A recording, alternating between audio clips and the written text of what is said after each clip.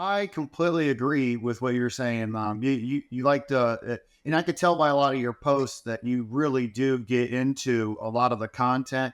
You're heavily invested in the theory behind it, and you can just tell that by how much, the keywords that you throw out there. So I kind of resonate with your sentiment about wanting to do it all. But I will tell you that I got out and I was like, yeah, I love operating power plants. You know, those EMDs with some jacko in the load bank going flip flip with those little switches, and you're sitting there keeping that thing idle, humming and purring at exactly 60 hertz and bringing on another generator. It feels real good, you know.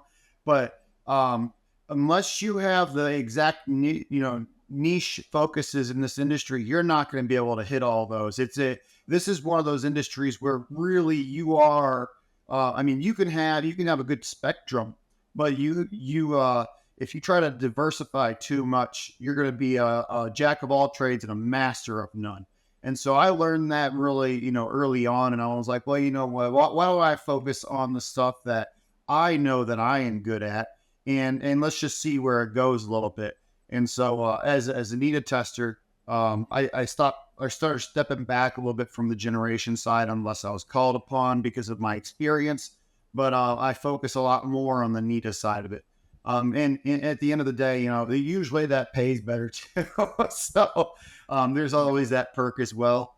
But I would say that cable splicing, look, there's a lot of things in this industry that when you get focused and really good at, they pay very well for. And I could definitely see that as one of them, especially when you start getting into the specialized cables, underground, undersea, or the liquid filled splices and all those specialty types of cables, extra high voltage.